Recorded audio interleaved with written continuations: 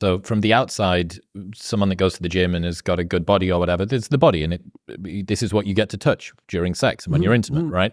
But the story that someone who has a good body tells you about the sort of person that they are is much more important, I think, than the way that it manifests physically. It's someone who is reliable, who is able to overcome hard things, who is self-disciplined. Yeah, it's a marker for discipline. It's just this whole big, long laundry list of things. They're able to deal with pain and discomfort, which is kind of sexy in a way. And it's the perfect materialist disciplinary strategy, right? Because it's very concrete. Well, you change your body. It's like, is that a spiritual pursuit? Well, it is insofar as it requires long-term discipline and sacrifice.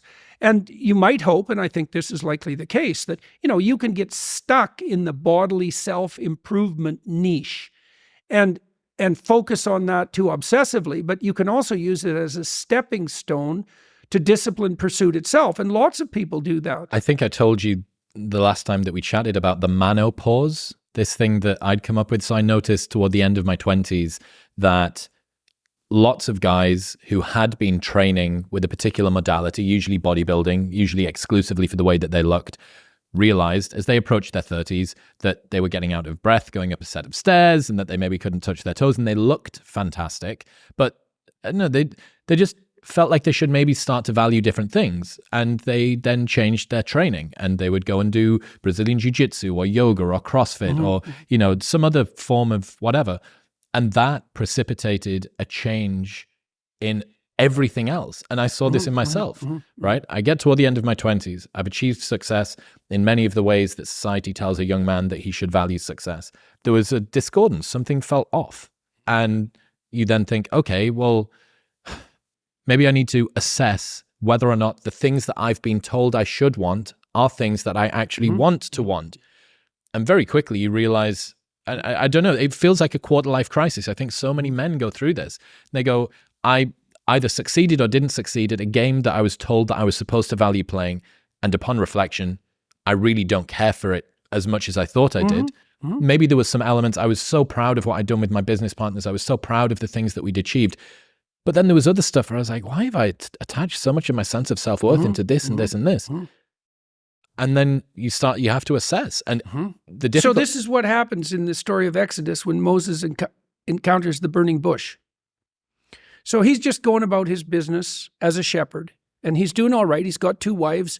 He likes his father-in-law. He's well regarded in this new country that he's in. He's left Egypt, where there's a price on his head, essentially, for killing an Egyptian who was tormenting one of the Hebrews. Anyways, Moses is just going about his business as a shepherd, which was a very tough job in those days.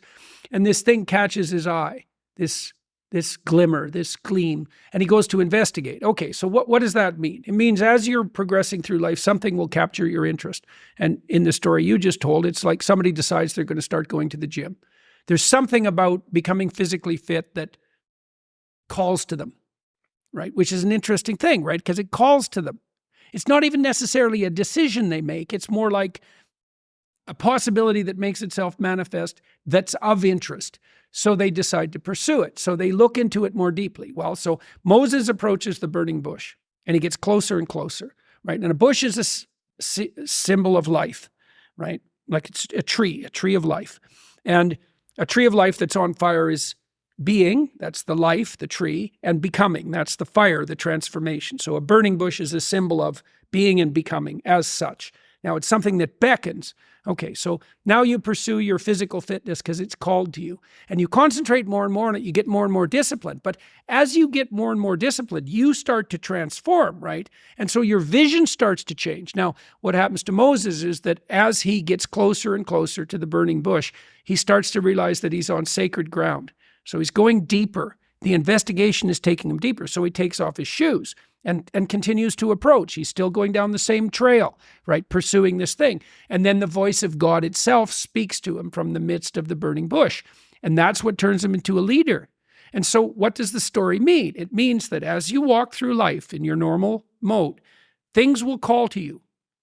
And if you pursue them, they will take you deep. It doesn't really matter what it is that calls. What matters is that you pursue it, and you pursue it to the depths. And as you pursue it to the depths, you will become transformed. And if you do that without reservation, that will turn you into the person who frees the slaves and opposes the tyrants. And that is how it works. That's the call. And that can happen in any direction, virtually any direction. You just have to pursue it with sufficient faith, right? One of the things that's been, I guess, derogated a lot by pretty much everybody at the moment is university education.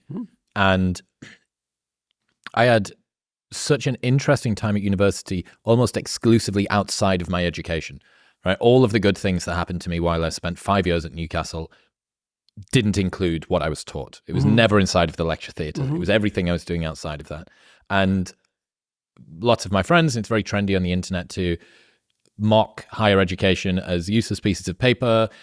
It's not, you don't need it in order to be able to be successful. It's certainly the thing that I've ended up doing. This podcast didn't require me to go to university, but maybe in some ways it did, but also definitely from a qualification perspective, it didn't.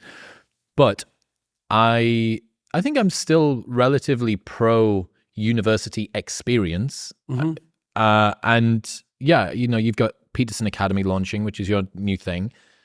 I wondered how you thought, well, basically, are universities salvageable given that so much that's good about the university experience has almost nothing to do with the education side of it? Are they salvageable? Some are, I imagine. Hillsdale does great. What's that? It's a conservative college in northeastern U.S. run by Larry Arnn. They have a 1% dropout rate as opposed to the typical 50% dropout rate. And they provide a classical, what used to be a liberal education, liberal arts education. It's a more conservative enterprise given how the Overton window has shifted. But Larry's students concentrate on physical fitness. His philosophy department tends to meet in the weight room, which is pretty interesting. He has weight benches scattered all around the campus. About a third of the students take music courses, so the place is very musical. It's a very disciplined place. The quality of education is extremely high. So there are institutes that are holding to their mandate. I think that's rare, and I think overall the universities have become irretrievably corrupt, as far as I can tell. And so we had hoped that we could provide something approximating an alternative, but you put your finger on one of the complexities in doing that. It's easy to think that a university is the transmission of knowledge from experts to empty vessels, the students, let's say. So it's lectures, tests, and accreditation. But that's not really what a university is. It's an apprenticeship. If you're fortunate when you go to university, you find a professor or two that you can work with who really teach you how to think. Those professors are generally quite rare, and you're fortunate if you do establish a relationship like that, especially at a big university where the student to faculty ratio is absurdly high, like 200 to 1. I was in lecture theaters that were 300 to 1. Yeah, right. I didn't get a relationship like that with any of my Right. And that's really not good, because you need an apprenticeship relationship to become educated fundamentally. We started this, we're formulating Peterson Academy.